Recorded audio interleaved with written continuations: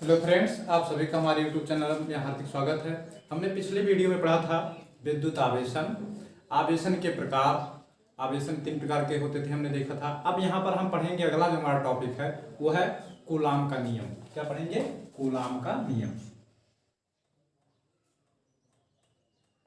Coulomb का नियम।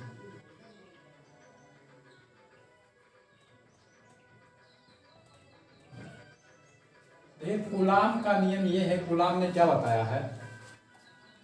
Coulomb का नियम जो है वो विद्युत बल को प्रदर्शित करता है। किसको प्रदर्शित करता है? विद्युत बल। यानी किसी दो आवेशों के बीच कितना आकर्षण, कितना प्रतिकर्षण बल कार्य कर रहा है, यदि हमें ज्ञात करना है तो हम किसकी सहायता से ज्ञात करेंगे? कूलाम का नियम। तो आइए समझते हैं कूलाम का नियम क्या है। कूलाम का नियम जो था वो कूलाम का नियम जो है कथन है। कूलाम के नियम के कथन है। कूलाम के कथन, नियम के कथन क्या है? कूलाम ने अपने कथन में ये बताया है, पहला नियम, कि किसी दो आवेशों के बीच, किन्हीं दो आवेशों के बीच कार्य करने वाला आकर्षण अथवा प्रतिकर्षण बल, आकर्षण अथवा प्रतिकर्षण। क्योंकि हमने जाना है पिछले वीडियो में कि जो विपरीत प्रकार के आवेश होते हैं वो एक दूसरे को आकर्षित करते हैं, आकर्षित करते हैं, और जो समान प्रकार के आवेश होते हैं वो एक दूसरे को प्रतिकर्षित करते हैं। यानी विपरीत प्रकार के आवेश एक दूसरे को आकर्षित करते हैं तथा समान प्रकार के आवेश एक दूसरे को प्रतिकर्षित करते हैं। यह हमने पिछले वीडियो में जाना। तो यहाँ पर कूलाम का जो कथन है वो उन्होंने क्या बताया है? दो आवेशों के बीच कितना आकर्षण, कितना प्रतिकर्षण बल कार्य कर रहा है उसके बारे में बताया। तो देखिए, उनका पहला कथन क्या था कि किन्हीं दो आवेशों के बीच कार्य करने वाला आकर्षण अथवा प्रतिकर्षण बल जो होता है उन आवेशों के गुणनफल के अनुक्रमानुपाती, उन आवेशों के गुणनफल के अनुक्रमानुपाती। ये इनका पहला कथन है कि जो आवेश का गुणनफल होता है, जो बल होता है, आवेश गुणनफल की क्या होता है? अनुक्रमानुपाती होता है। तथा दूसरा कथन क्या था कि किन्हीं दो आवेशों के बीच कार्य करने वाला आकर्षण अथवा प्रतिकर्षण बल उन आवेशों के बीच की दूरी के वर्ग की क्या होता है? व्युत्क्रमानुपाती होता है। ये उनका कथन था। तो उनके दोनों कथनों को यदि हम एक लाइन में कहें तो क्या कहेंगे? किन्हीं दो आवेशों के बीच कार्य करने वाला आकर्षण अथवा प्रतिकर्षण बल उन आवेशों के गुणनफल के अनुक्रमानुपाती तथा उनके बीच की दूरी के वर्ग के व्युत्क्रमानुपाती होता है। यानी कहने का तात्पर्य यह है कि उनका कथन क्या था? कथन आइए हम समझते हैं।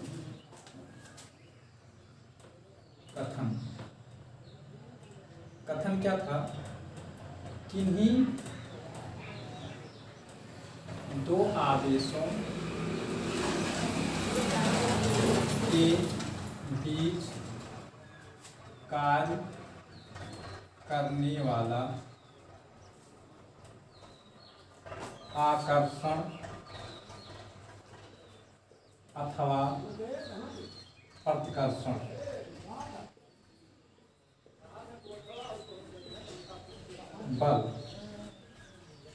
उन आवेशों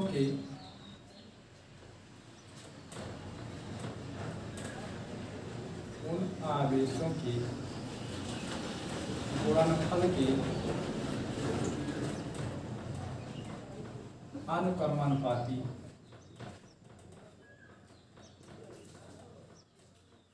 तथा उनकी बीच की दूरी के वर्ग के व्युत्क्रमानुपाती होता है।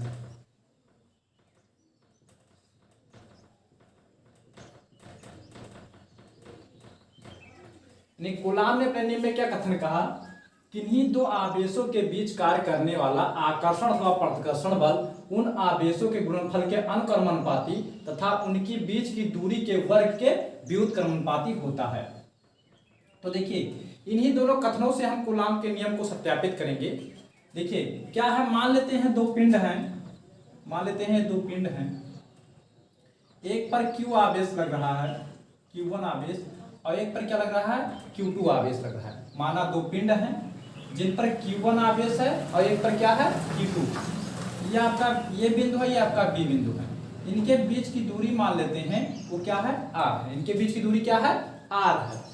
मान लेते हैं दो बिंदु आवेश यानी Q1 Q2 है तथा उनके बीच की दूरी R है, इन दोनों के कारण जो बल लग रहा है वो आकर्षण बल भी हो सकता है या प्रतिकर्षण बल भी हो सकता है। तो मान लेते हैं वो बल क्या लग रहा है, F फ्लो कर रहा है, F लग रहा है, F लग रहा है। तो हम क्या करेंगे, कूलाम के पहले कथन को हम क्या लिखेंगे, यानी पहला कूलाम का पहला कथन क्या है कि किन्हीं दो आवेशों के बीच कार्य करने वाला आकर्षण अथवा प्रतिकर्षण बल उन आवेशों के गुणनफल के अनुक्रमणपाती होता है। अर्थात क्या होता है, F प्रोपोर्शनल टू क्या होगा, F proportional to Q1 Q2। ये जो था ये कूलाम का पहला कथन था। कूलाम का पहला कथन क्या था, एक बार फिर देख लीजिए कि किन्हीं दो आवेशों के बीच कार्य करने वाला आकर्षण अथवा प्रतिकर्षण बल उन आवेशों के गुणनफल के अनुक्रमणपाती होता है। यानी किन्हीं दो आवेशों के बीच कार्य करने वाला आकर्षण बल जो होता है इन आवेशों के गुणनफल के क्या होता है, अनुक्रमणपाती। अर्थात यह प्रोपोर्शनल टू Q1 Q2। अनुक्रमणपाती मतलब क्या होता है, जो अंश में होता है वो अनुक्रमणपाती होता है और जो हर में लिखा जाता है वो क्या होता है, व्युत्क्रमणपाती। ये आपका पहला कथन था। दूसरे कथन में क्या कहा था कि यह प्रोपोर्शनल टू 1/r²।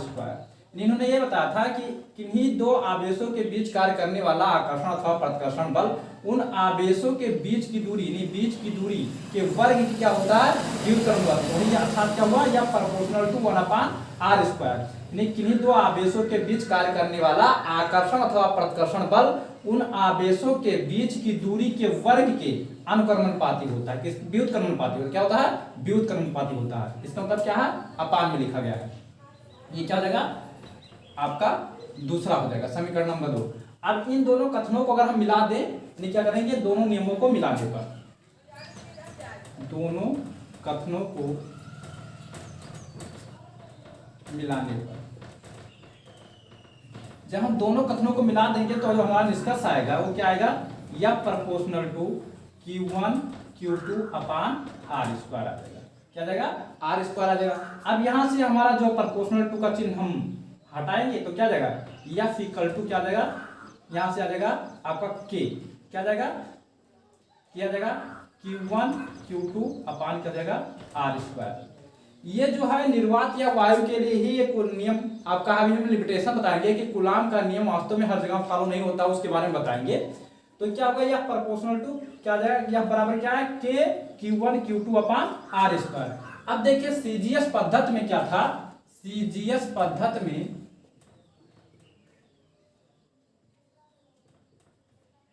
सीजीएस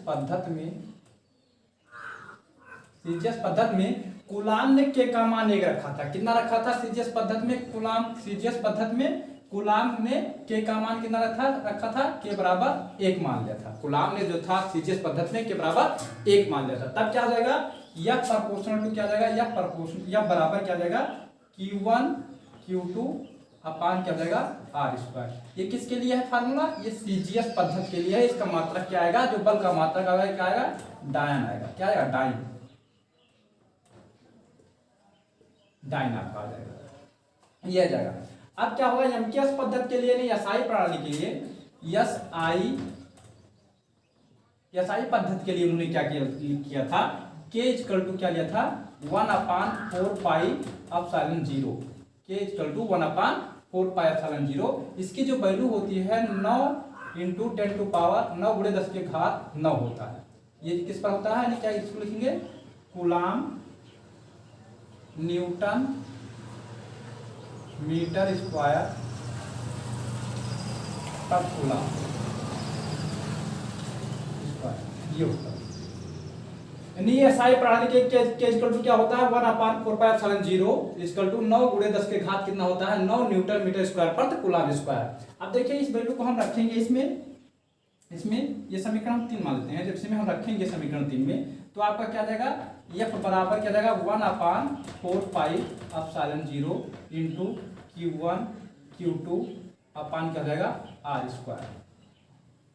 ये आपका क्या जाएगा, ये आपका फार्मूला आ जाएगा। यही आपका क्या है, कूलाम का नियम। अब देखिए जहां एप्सिलॉन 0 आया है, एप्सिलॉन नॉट भी कहते हैं इसे, हम क्या कहते हैं, एप्सिलॉन नॉट। जहां एप्सिलॉन नॉट जो है निर्वात या वायु की वैद्युतशीलता है। क्या है, वैद्युतशीलता है।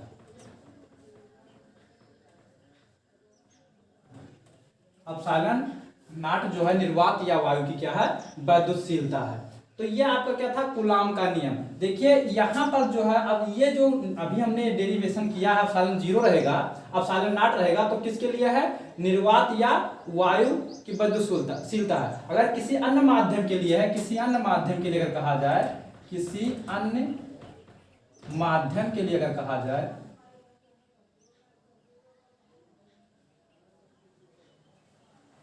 किसी अन्य माध्यम के लिए अगर कहा जाए तो क्या आ जाएगा, वहां पर यफ बराबर क्या जाएगा, 1/4 पाई एप्सिलॉन क्या होगा, एप्सिलॉन Q1 Q2 अपान R स्क्वायर। ये जो आपका हो जाएगा, ये किसी अन्य माध्यम के लिए होगा। एप्सिलॉन क्या हुआ, यानी किसी भी माध्यम के लिए वैद्युतशीलता हो गया।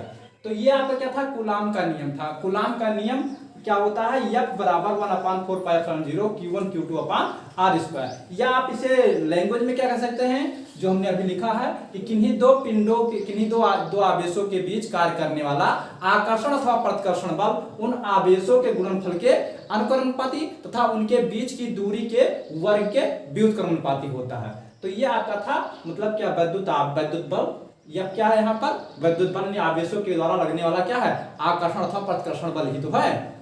अब देखिए, कभी कभी ये पूछता है कि कूलाम का, जैसे आपके बोर्ड परीक्षा में आता है, क्वेश्चन क्या आता है, कूलाम के नियम का सत्यापन कीजिए। तो आपने सत्यापन किया और पूछ लेता है, इसकी सहायता से एकांक आवेश को परिभाषित कीजिए। क्या कीजिए, एकांक आवेश को परिभाषित कीजिए। कभी कभी क्वेश्चन आ जाता है कि कूलाम का नियम लिखिए, या कूलाम के नियम का सत्यापन कीजिए, या कूलाम के नियम के द्वारा जो है बल का व्यंजक प्राप्त कीजिए, ये पूछ लेता है। तथा कूलाम के नियम की सहायता से एकांक आवेश को परिभाषित कीजिए। तो देखिए, हम एकांक आवेश को परिभाषित कर रहे हैं। यहाँ पर क्या है, हम जानते हैं कूलाम का नियम। कूलाम का नियम है क्या, एकांक आवेश। एकांक आवेश बहुत इंपॉर्टेंट ये है, एकांक आवेश। एकांक आवेश क्या चीज है, ये आप कॉन्सेप्ट क्लियर करेंगे। जैसे हम जानते हैं कि यह बराबर क्या होता है, कूलाम के नियम से, कूलाम के नियम से, चूंकि हमें कूलाम के नियम से यह बराबर क्या होता है, यह बराबर जो होता है 1/4 पाई एप्सिलॉन 0 Q1 Q2 अपान R स्क्वायर, ये होता है। देखिए, दिमाग लगाइए। यहाँ पर क्या हो जाएगा कि हमें क्या करना है, एकांक आवेश को परिभाषित करना है। एकांक आवेश को परिभाषित करना है। तो यहाँ पर क्या मान लेंगे, मान लेते हैं F इक्वल टू कितना है, F बराबर क्या हो गया, 9 × 10⁹ न्यूटन। दिमाग लगाइएगा, 9 × 10⁹ न्यूटन मान लेते हैं। Q1 बराबर Q2 बराबर मान लेते हैं Q, Q1 बराबर Q2 बराबर क्यों, क्योंकि एकांक आवेश जो होगा वो दोनों का मान बराबर आएगा। तो यहाँ क्या है, समान आवेश तथा समान प्राकृतिक के आवेश, समान परिमाण तथा समान प्राकृतिक के हम आवेश लेंगे। Q1 बराबर Q2 बराबर क्या मान लिया, Q, तथा R इक्वल टू हम क्या मान लेते हैं, 1 मान लेते हैं। क्या मान लेते हैं, R इक्वल टू 1। अब यहाँ पर हम वैल्यू रखेंगे इसमें, या कूलाम के नियम में, तो क्या मिलेगा आपको, 9 × 10⁹ बराबर इसकी जो वैल्यू होती है 9 × 10⁹, Q1 की वैल्यू Q, Q2 की वैल्यू Q अपान 1 का स्क्वायर। तो यहाँ से 9 × 10⁹, 9 × 10⁹ कैंसिल हो जाएगा। आपका आ जाएगा 1 इक्वल टू Q स्क्वायर हो जाएगा 1 अपान 1 ही होता है। तो Q इक्वल टू आपका आ जाएगा +- 1 आ गया, +- 1। ये आपका क्या है, एकांक आवेश को प्रदर्शित करता है। एक ही तो क्योंकि वैल्यू आया, क्योंकि वैल्यू कितना है, एक ही तो आया। तो यहां से जो हम एकांक आवेश का परिभाषा निकल कर आएगा, यहां से देखिए, यदि समान प्राकृति, क्या लिखेंगे, देखिए दिमाग लगाइए, समान प्रकृति के आवेश है ना, तथा समान परिमाण के आवेश हमने लिए थे। हमारा जो एकांक आवेश आया है वो एक किस प्रकार से आया है, उसी प्रकार से हम क्या कर देंगे, डिफाइन कर देंगे। हमारा जो एकांक आवेश निकल करके आया वो इस वैल्यू के द्वारा, इस पर डिपेंड होकर के हमारा एकांक आवेश प्राप्त हुआ ना। यानी जहां पर F इक्वल टू 9 × 10⁹ था और Q1 Q2 equal to Q था, R इक्वल टू हमने क्या लिया, 1 मीटर लिया। क्या लिया, 1 मीटर लिया, ये तो लिया है हमने। तो जो हमारा एकांक आवेश का डेफिनेशन निकल करके यहाँ आ रहा है वो क्या निकल कर आ रहा है, यदि क्या लिखेंगे कि किन्हीं निर्वात या वायु में, क्या ये कंडीशन कब की है, निर्वात या वायु के लिए ही है, निर्वात या वायु में निर्वात या वायु में रखे समान प्रकृति तथा समान परिमाण के आवेश, समान प्रकृति तथा समान परिमाण के आवेश। देखिए दिमाग लगाए, ध्यान से सुनिए। निर्वात या वायु में रखे दो बिंदु आवेश कैसे हो? समान प्रकृति तथा समान परिमाण के हों तथा उनके बीच की दूरी 1 मीटर हो, तथा उनके बीच की दूरी 1 मीटर हो, यदि वह दोनों एक दूसरे को 9×10⁹ न्यूटन के बल से आकर्षित अथवा प्रतिकर्षित करते हों, तो ऐसे आवेश को हम क्या कहते हैं? एकांक आवेश कहते हैं। समझ में आई बात? देखिए एकांक आवेश की परिभाषा हम फिर से दे रहे हैं आपको। क्या है कि निर्वात या वायु में रखे दो बिंदु आवेश, निर्वात या वायु में रखे समान प्रकृति तथा समान परिमाण के दो बिंदु आवेश, यदि वह एक दूसरे से 1 मीटर की दूरी पर हों तथा वह एक दूसरे को 9×10⁹ न्यूटन के बल से एक दूसरे को आकर्षित अथवा प्रतिकर्षित करते हों, तो ऐसे बिंदु आवेश को हम क्या कहते हैं? एकांक आवेश कहते हैं। क्या कहते हैं? एकांक आवेश कहते हैं। तो इसकी सहायता से हमने जाना कि कूलाम का नियम क्या है। एकांक आवेश की कूलाम के नियम के द्वारा हम जो है एकांक आवेश को परिभाषित किए। देखिए कभी कभी कूलाम के नियम का जो है लिमिटेशन पूछ लेता है, सीमाएं पूछ लेता है। तो यहाँ पर हम 2-3 सीमाओं को बता देते हैं। कूलाम का नियम की जो सीमाएं हैं, ध्यान से देखिएगा, समझिएगा। कूलाम का नियम सभी जगह मतलब जो है फॉलो नहीं किया जा सकता है या सभी जगह लागू नहीं होता है। उसकी कुछ सीमाएं हैं। जैसे कूलाम का नियम जो होना चाहिए, पहला यह है कि कूलाम का नियम केवल निर्वात या वायु के लिए ही, निर्वात, कूलाम का नियम निर्वात या वायु के लिए ही सही रूप से लागू होता है, बाकी किसी अन्य माध्यम के लिए उतना सही रूप से लागू नहीं होता है। दूसरा क्या है कि कूलाम का नियम जो है वो कूलाम के नियम, जो ये कूलाम का नियम होता है वो केवल बिंदु आवेश पर ही लागू होता है। बिंदु आवेश मतलब एक दूसरे के सापेक्ष वो बिंदु आवेश हो, यानी क्या पॉइंट चार्ज हो, उसके लिए हम कूलाम का नियम का लागू करते हैं। कूलाम का नियम किसके लिए लागू होता है? केवल बिंदु आवेश के लिए ही लागू हो सकता है, बाकी किसी बड़े चार्जेस के लिए लागू नहीं हो सकता है। अगर वो क्या है? एक दूसरे के सापेक्ष जो है बिंदु आवेश है। जैसे क्या है कि मतलब क्या है कि एक लगे कि जैसे यहाँ पर एक बिंदु आवेश हमने लिया, ऐसे हो ऐसे हो, अब ये बिंदु को प्रदर्शित कर रहा है, तो क्या है? ये छोटा आवेश है जिसके कारण लागू हो रहा है। और उसके बाद क्या होता है कि किन्हीं दो आवेशों के बीच की दूरी जो है वो बहुत कम अगर है तो भी लागू नहीं होता है। तो दूसरा क्या था? दूसरा हमने कहा कि बिंदु आवेश होना चाहिए। कैसा आवेश होना चाहिए? पॉइंट चार्ज होना चाहिए। बिंदु आवेश के लिए ही कूलाम का नियम लागू होता है। तीसरा लिमिटेशन जो आपका है वो हम बता दे रहे हैं कि ये जो मतलब कूलाम का नियम अप्लाई होता है, उनके बीच की दूरी ना तो बहुत कम होनी चाहिए और ना बहुत ही अधिक होनी चाहिए। मिनिमम जो इनकी वैल्यू होती है वो 10 के पावर -15 मीटर से कम दूरी पर ये नियम लागू नहीं होता है। इन्हें 10 के पावर -15 मीटर से कम दूरी पर ये नियम लागू नहीं होता। क्यों नहीं होता है? क्योंकि आप जानते हैं कि जो आवेश होता है या कोई भी परमाणु होता है, जो उसका नाभिक होता है, परमाणु का जो नाभिक होता है, उसकी त्रिज्या जो सबसे मैक्सिमम, सबसे मिनिमम जो होती है, सबसे कम जो होती है, या सबसे मैक्सिमम ले लीजिए या सबसे कम ले लीजिए, कम जो होती है कितना होती है? 10 के पावर -15 होता है। तो क्या होता है कि वहां से अंदर चार्ज जा ही नहीं सकते हैं, तो जिसके कारण क्या होगा? बल का अनुभव नहीं कर पाएगा। तो यही लिमिटेशन है कि 10 के पावर -15 मीटर से अगर कम दूरी पर कोई आवेश है तो क्या होगा? वहां पर ये नियम फॉलो नहीं करेगा। तो ये थे आपके लिमिटेशन, ये थे आपके कूलाम का नियम, एकांक आवेश हमने आपसे जाना। अगर ये वीडियो आपको अच्छा लगा होगा तो लाइक कीजिएगा और सब्सक्राइब करना ना भूलिएगा। धन्यवाद।